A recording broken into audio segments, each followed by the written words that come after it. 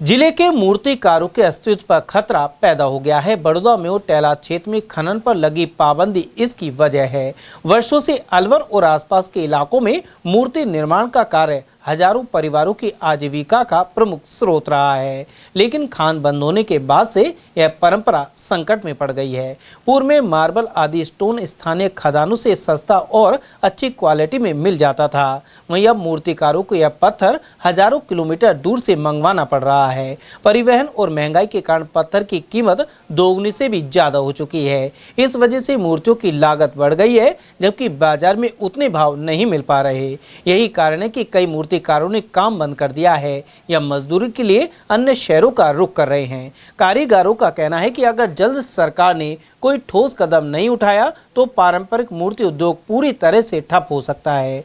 स्थानीय मूर्तिकारों की मांग है कि सरकार वैकल्पिक पत्थर खदानों की अनुमति दे और मार्बल पर परिवहन सब्सिडी दी जाए। इसके अलावा मूर्तिकारों के लिए विशेष सहायता पैकेज जारी किया जाए। बड़ौदा में 3 पीढ़ियों से मूर्ति कला में जुड़े एक मूर्तिकार के अनुसार वे अपने पुरखों का काम बचाना चाहते हैं, पर अब खाने के लाले पड़ गए हैं। 4 पीढ़ी इसी कार्य को करती है। मूर्ति के कार्य एक आजीविका है हमारी। अब हमें बड़ा संकट आ रहा है पत्थर का। पत्थर की खाने बंद होने से ये समझो भूखे मरने की नौबत है।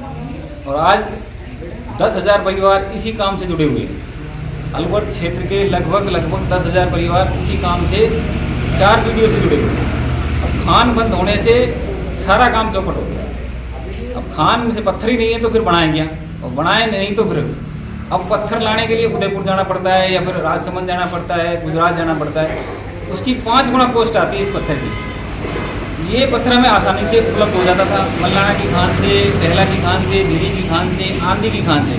तो गवर्नमेंट ने सबसे पहले आंधी की खानें बंद करी। तो हमने सोचा कि आंधी की खानें बंद हो गई तो झिरी लाने लग गए।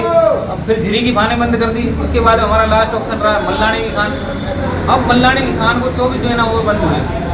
तो ये समझो कि बहुत ज़्यादा कठिनाई आ रही है। ये समझो कि अब हालत इतनी ख़राब है कि खर्चे की लाले पड़ गई। तो इस पे गवर्नमेंट ध्यान दे, भूपेंद्र यादव ध्यान दे इस पे। हमारे स्थानीय विधायक हैं सुखवंत जी, वो भी ध्यान दें इस पे। और श्री हमारी जो कलेक्टर साहिबा हैं आरती शुक्ला जी, वो भी इस पे ध्यान दें। सबसे बड़ी समस्या इस टाइम पत्थर की है। पत्थर की खदानें बंद होने से ये सब भूखे मरने की नौबत आ रही है।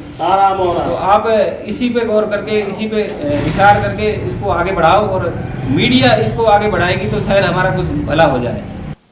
कुल मिलाकर सरकार ने इस पारंपरिक कला को बचाने के लिए कदम नहीं उठाए तो अलवर के मूर्तिकारों की यह धरोहर आने वाले कुछ वर्षों में इतिहास बन जाएगी।